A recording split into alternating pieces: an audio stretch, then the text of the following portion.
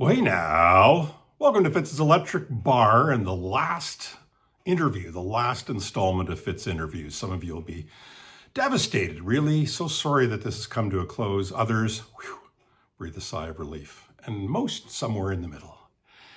Anyways, this is the schizophrenic interview because I'm interviewing myself. Some might say, well, this is unfair. You've known the questions, you created the questions, and everybody else was surprised by the questions. They didn't know what they were being asked, and you've had time to think about it, to ponder, to ruminate, to listen to everybody else's responses and figure out which ones seem to resonate for you. All true, but my channel's my rules. So here we go. First question for you, Fitz. When did you start your channel? I started my channel in January of 2023. And why did you start your channel? What were you hoping to do? What were you trying to accomplish as you started Fitz's Electric Bar? Well, why did I start my channel? I guess mostly because I just wanted to have the opportunity to talk about records, probably talking to a lot of my friends, some of whom are still very interested in music, but I'm sure for many it was pretty boring. So it was like, let's go out there and find people in the world who might be kind of interested in talking about and listening to music. And lo and behold, I discovered the VC not long before I actually started my channel. So that was why, just a chance to talk about it to hopefully some people that are interested. Where are you based? I am based in Vancouver, in the Pacific Northwest. How did you come up with your channel moniker or name? Sounds very generic in a way, but how did you come up with it? The name Fitz Electric Bar actually came from a bar, kind of for me, it was a legendary bar that was actually very low key, but it was legendary in my mind just because of the experience that I had there and what it meant to me, or what I've made it mean to me, I suppose. Back in 1981, I was a backpacker. I ended up on an island in Greece called Ios, and there was a bar there called Jonas's Electric Bar. And my friend Mark and I would go there often. They had a jukebox, and the jukebox was full of like really, really great singles. It was really curated well. It wasn't a bunch of cheese. And one of the ones that we played all the time was Bob Dylan's Hurricane. And if you know anything about that 7-inch single, it was, because it's a long song, it was actually split. The A side was the first half of Hurricane, the second side was the last half of Hurricane. And sometimes we'd hit the wrong buttons and we'd get the last half and then the first half. Anyways, Jonas's Electric Bar was just a place, loved to hang out, listen to music. And so I named it after that. And my name Fitz, my last name is Fitzgerald. So my father has the exact same name as me, or he had the same full name, including middle name. So as opposed to being called Junior, Fitzgeralds are often one of the kids is named Fitz, and I got that because I'm the oldest. What's your experience been like having a VC channel? What have been some of the surprises of the whole experience for you? It was really interesting with these interviews, I have 25 in the bag, I guess, is the response to the question of what has been sort of the biggest surprise, or how has your experience been being in the VC? And like so many others, and the answers they gave, it's really been actually getting to know other people. So my expectation was that I would talk about music, I'd get hopefully a few hundred people watching. It would be a chance for me to just do what I like to do, which is sort of think of ideas for content and to talk about the music that I love. And lo and behold, the whole commenting back and forth and getting to know other channels was a bonus I didn't really kind of expect. And as I mentioned before, I've had the great fortune of being able to meet some of the people, certainly online, many, and the interview series is really about that, is for me to meet people I've never met before, whose channels I really enjoy. And there are many others that I didn't do, and I apologize to those that I didn't reach out. I just kind of felt like this was kind of a decent number of them, and maybe we'll do this again and do it with others. But I just, I've really enjoyed that experience of meeting other channels virtually and getting to actually meet some other channels and people actually in real life, IRL. And it's been really rewarding, and look forward to more of that in the future. Okay, and now we're going to jump into those 10 questions, and even got those +5s that are customized for me.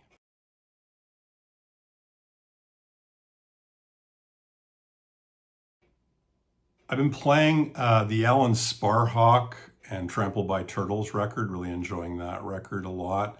I've been playing quite a bit of Brian Ferry. I got a greatest hits package, and it's been nice dipping back into Brian Ferry's solo catalog. Those are two that I've been listening to quite a bit. There are quite a few others that I've been really enjoying, but those are two.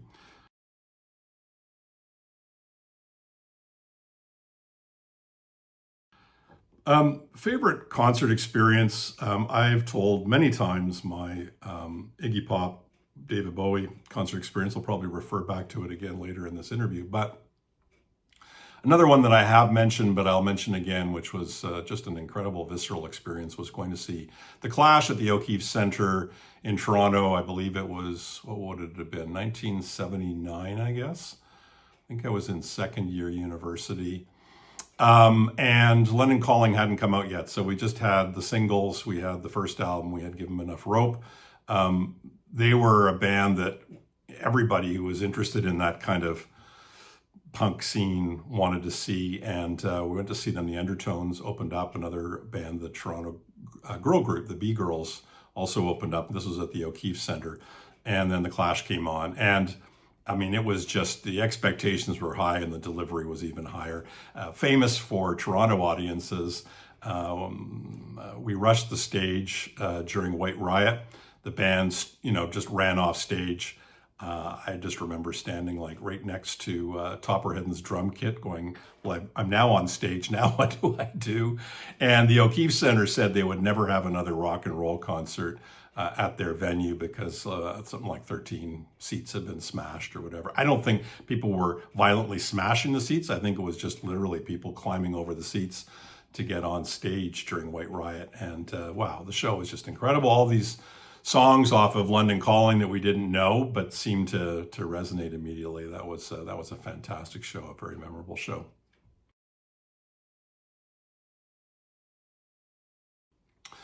Favorite David Bowie record, it's basically not one of his studio records, and the reason being that this was the one that I did the deep dive in. So I had heard Bowie's, and been listening on cassette, I guess, to Aladdin Sane, to Diamond Dogs. I remember listening to those records a lot on cassette and really enjoying those. But the first vinyl Bowie that I got was David Live, recorded at the Spectrum in Philadelphia, I believe. And, it's a greatest hits, obviously, and live. I think Earl Slick was on guitar, but the recording is great. It still holds up really well, but I just love that record, and I just played it to death. Absolutely became a huge part of my high school life, was David Live.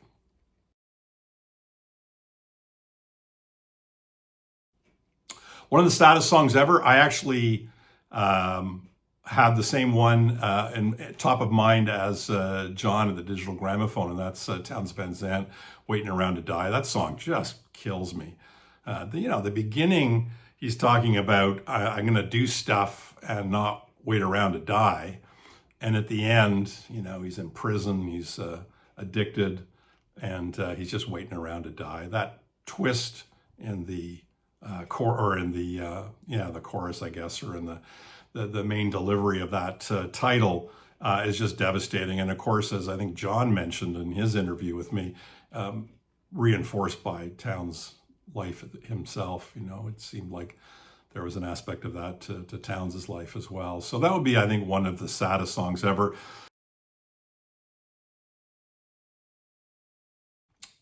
One of the most joyful songs would have to be, for me, Cassandra Wilson. She did an album called Traveling Miles, where she reinterpreted Miles Davis songs.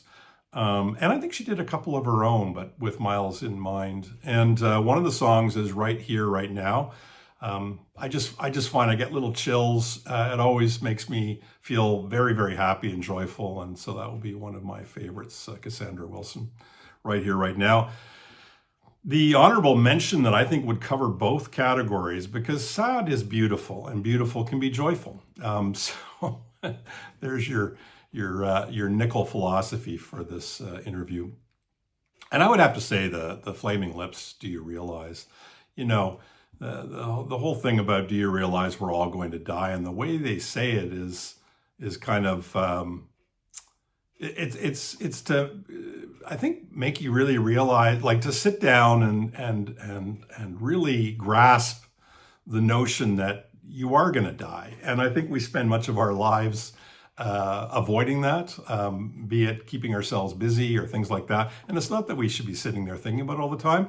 But what I think is so beautiful about the song is that, and this may be a part of existentialism as I understand it, is that when you really get that you're going to die and you really understand that you're going to die, and you are, no one here gets out alive, then you can really live your life.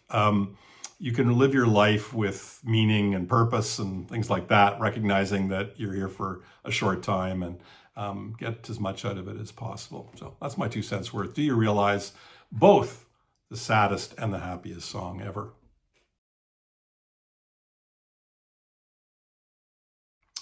Perfect first record of the day. I would say Arvo Part's Tabula Rasa. Now, I don't know a lot about Arvo Part, but a modern classical composer.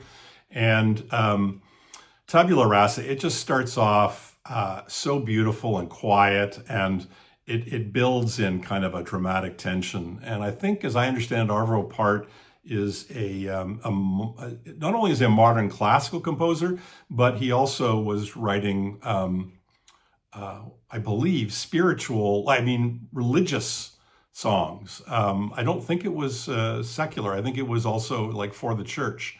Now, I may be wrong. I'll go off and check Wikipedia and put a little thing underneath here to correct myself if I'm wrong. But I'm not a religious guy. I think I'm somewhat spiritual, but when music, whether it's intended for God or for religion, ultimately I would judge it on the power of it to move me. And I love that song. It's just a beautiful way to start the day. So Arvo Part and Tabula Rasa would be a perfect first record of the day.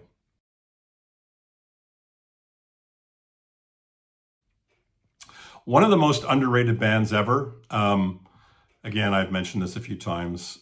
We all are guilty of repeating things over and over, things that we feel strongly about, but it would be Luna. So Luna, New York, kind of, I guess, heirs to the Velvet Underground, but not nearly as maybe challenging or sometimes sort of cacophonous, not quite as artsy, as it were. But Luna, the songs are beautifully written. The melodies in the songs are fantastic. And that incredible guitar interplay between Sean Eden and Dean Wareham, just amazing. I think the rhythm section as well is really, really great. Britta and Lee on drums. Live, they're fantastic. They just create a very clean, very melodic, and very powerful sound. And I'm just amazed, because I think it's all extremely accessible, that they haven't been more popular. But so be it. Kind of fun to have that as kind of my own little band, along with my 20 or 30 friends that go out to Luna shows every time they come to town.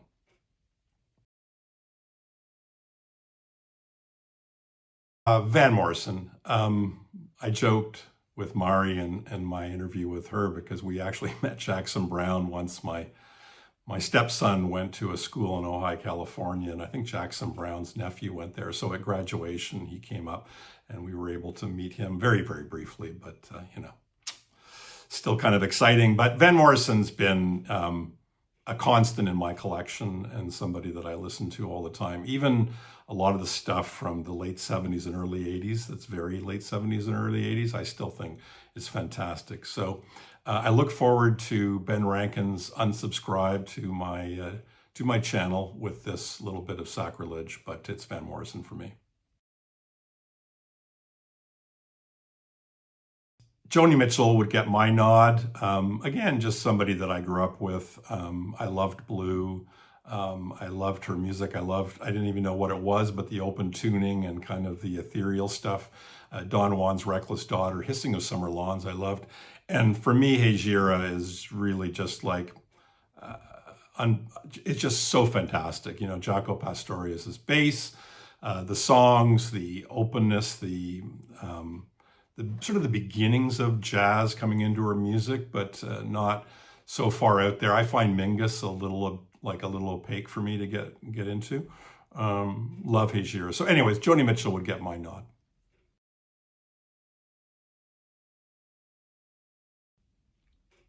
Three must-have Desert Island Discs. Well, you know, the cliche is that I'll say what my three are now, and they will be three different ones tomorrow and three different ones the next day. But I would have to say that one of them would have to be Hey Gira, Joni Mitchell. One of them would probably be, I think I would want to have a Stones record there. I'd need to have that kind of, I need to be able to dance hard on the beach and all that kind of stuff. And I think I would probably pick Let It Bleed. Third one, probably a Van Morrison album. And which Van Morrison album would it be? I think right now it would be Veed and Fleece. I've been enjoying that immensely since I got that, so I'd say Veed and Fleece. Again, none of these are like necessarily my top records by even these artists, but those are three that would kind of cover off all the emotions. I like what John said, digital gramophone, that, you know, everybody talks about the different moods that they have. The bottom line is you're alone. But my take on this, John, would be that I need something to hang on to. I need some anchors, and I need some different anchors from different aspects of my emotional palette, as it were. So those would be my three.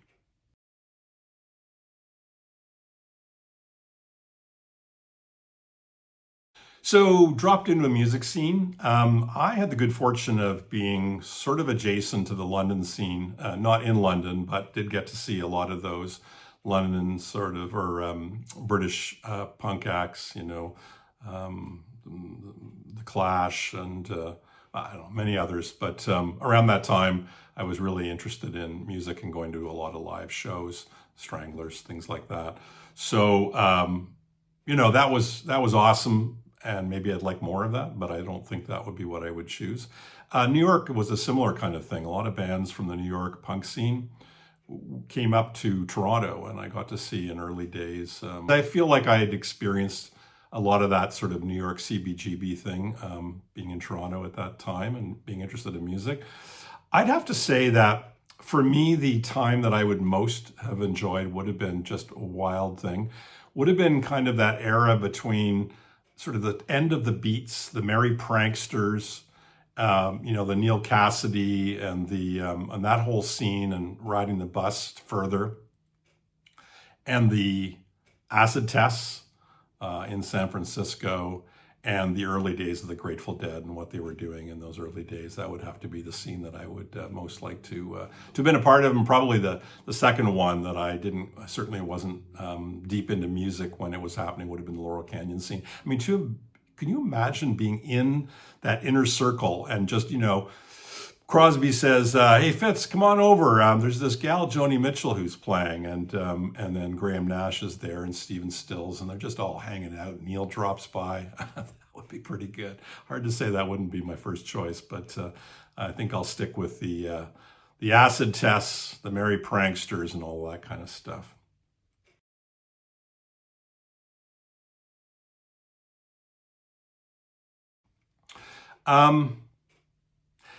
If push came to shove, who would be my favorite artist? I think my favorite artist would have to be Neil Young.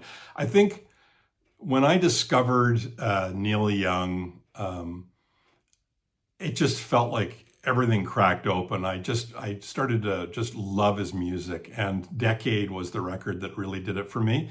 And the amazing variety of his music, from kind of the hit stuff like Old Man and Heart of Gold to the so-called Ditch trilogy, which I've come to absolutely love. As a singer-songwriter, Neil, for me, is everything. I'm actually going to see him play on Saturday with the Chrome Hearts, and I am really looking forward to it. Maybe my 8th or 9th time of seeing Neil Young live, and I am so looking forward to seeing Neil again. And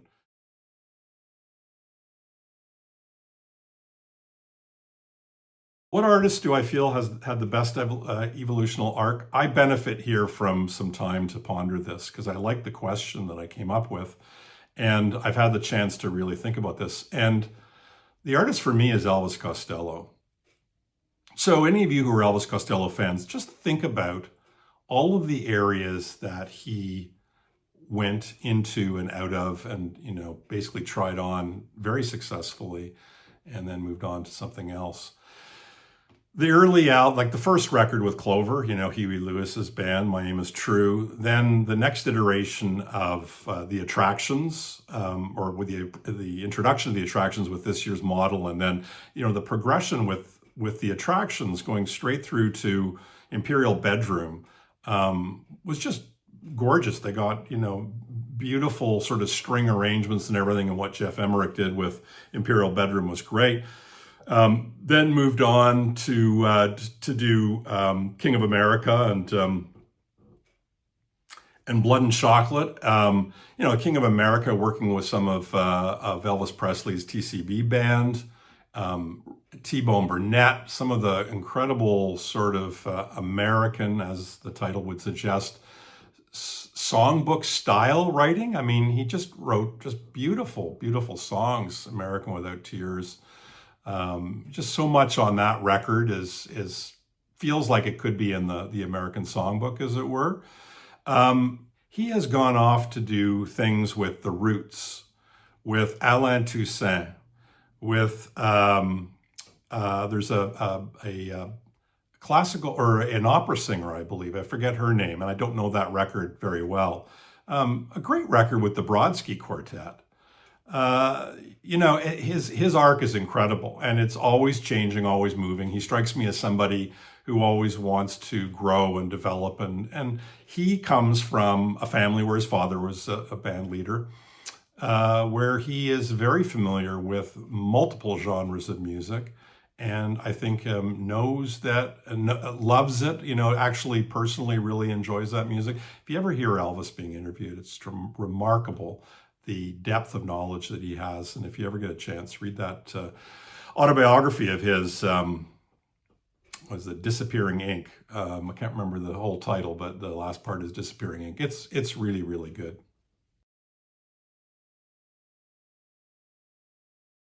A favorite instrumental record for me would be, I think probably Paris, Texas would be the standard one, I would say, with Ry Cooder. The space, the beautiful guitar playing.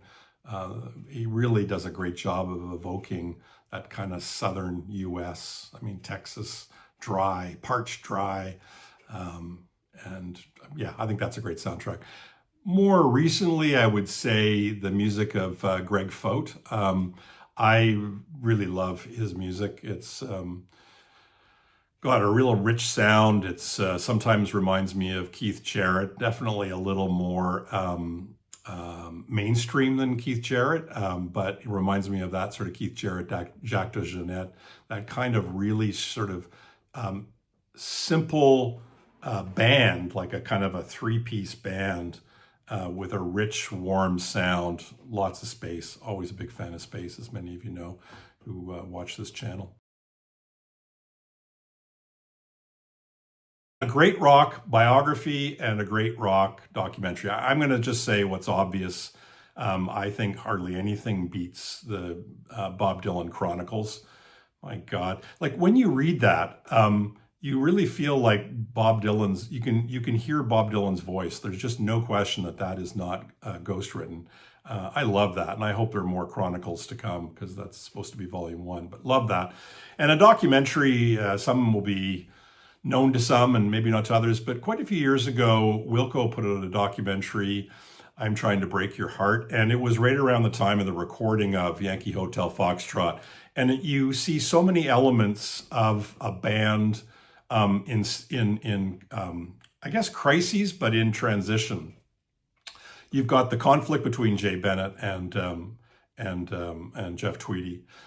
You know, I think that my understanding is they were recording this documentary thinking that this was going to be the point when Wilco broke through from, you know, kind of the indie alt country band to popular success.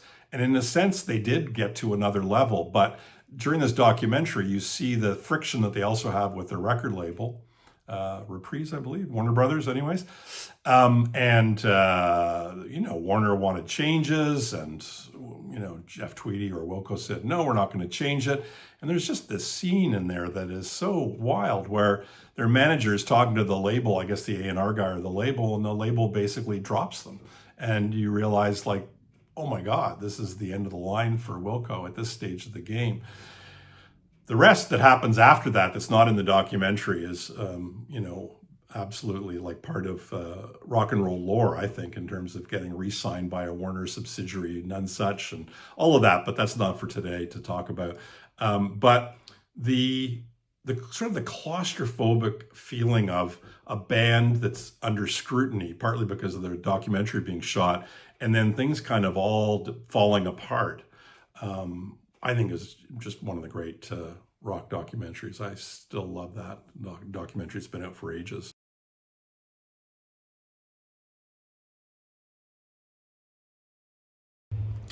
I enjoyed having that question, what is the meaning of life? I wish that I had put that question into every interview, but as part of, as I was doing the interviews, I suddenly came across that idea. Part of the idea of doing this whole interview process is really just to surprise people with questions and get them to say things off the top of their head and not have it planned out. But what is the meaning of life? Well, I don't know that anybody has the answer to that, least of all me. But for me, I think carpe diem, actually, I say it in jest, but I think that is a motto that I would love to say that I live, and I'd like to live more fully in the idea of seizing the day, saying yes to things more than no. I think it's to look at life as a great joy. Like, again, these are kind of the aspirationals, not necessarily the achieved. But yeah, to sort of see the world and life as a great opportunity. I personally think the biggest meaning of life is our engagement with other people. Having relationships, people that we love, to me brings purpose and meaning to life, and certainly joy in terms of interacting with people. And I think music fits into that, because I think music is one of the great communicators of emotion and also ideas, and it connects us. You know, anytime you're at a great live show, the extreme example of that would have been a great Grateful Dead show. But you know, when the band creates something and the audience responds, I mean, isn't that the meaning of life right there? Anyways, carpe diem, motherfuckers. And that's it. That's it for the interviews. Thank you very much for checking them out. And we'll go back to the regular schedule of programming shortly. Carpe diem, motherfuckers.